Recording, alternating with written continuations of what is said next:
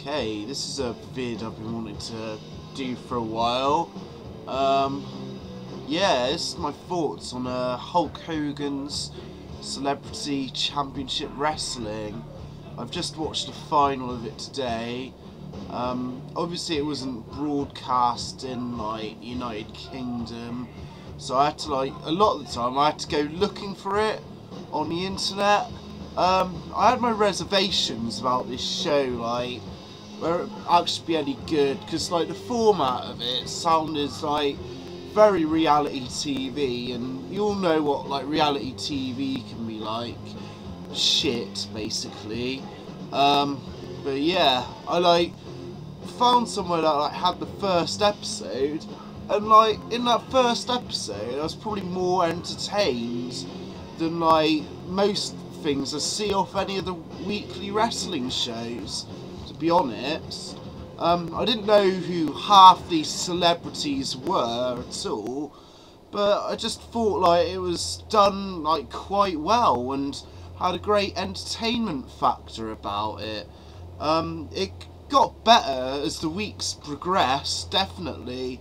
All these celebrities had elements of their character brought out, and yeah, it's just, I don't know, it's just had a strange feel, really, because you could easily pick it apart and say, oh, it exposes elements of the business and stuff like that, but I don't think it's done anything bad against the business either. I mean, it's always enforced the fact that wrestling's tough on your body and whatever and stuff, and I think that's good that they show that, even though it's celebritied up to the eyeballs, or celebrities. Yeah, but it's quite an entertaining show. Some of the matches, even though they weren't great as far as fluidity and moves and stuff, they worked, you know. They had elements of psychology and storytelling, and it was good. And obviously Hulk Hogan, Jimmy Hart and Eric Bischoff were just being how they usually are, and it kind of worked, you know. They put over the cross that wrestling's hard to get into and grasp, and they picked apart stuff say Dustin Diamond's chops and kicks of the week or whatever, and yeah, it's just quite fun and interesting. I liked the episode when Rob Van Dam came in. They were really showing how how he could help people with their finishes and stuff, especially with Todd Bridges. Todd Bridges, I think he should have won personally. I mean, he moved really well, he did a lot, put a lot of effort in. Dennis Rodman ended up winning this, and I gotta say, that's a right farce, yeah. But I don't know, this show rode the lines of kayfabe to quite an extent, in my opinion. I mean, the winner at the end was gonna get a belt, yeah, but I don't know, it's just odd, really. They never called out Rodman, really, but he wasn't one of the best. I mean, Danny Bonaducci had a big element of character and what it took, but you could tell he was just a bit awkward in there and stuff like that. And the match I enjoyed was the Falls Count Anywhere match with Dustin Diamond and Danny Bonaducci.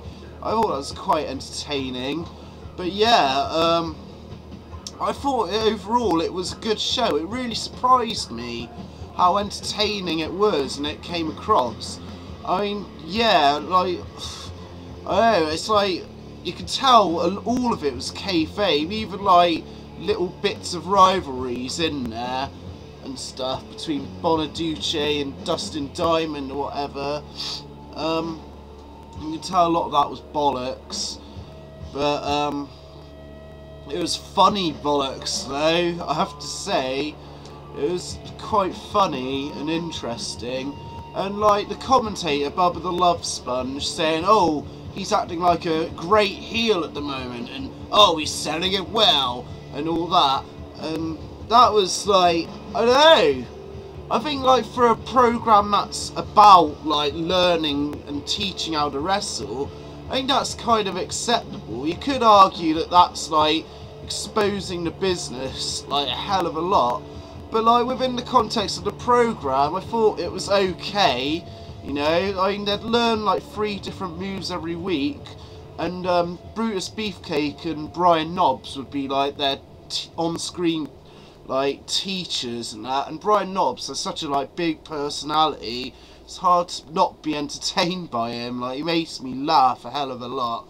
And yeah, you could I don't know. What one bad criticism I have of this show, one of the main ones, is you don't get to see him like train and stuff, like, and see what they really have to go through. All you see is them like trying out the moves and that, and I thought that was like a good touch, but like I thought maybe more could have been done of that. I don't know, maybe that's what it was like on Tough Enough.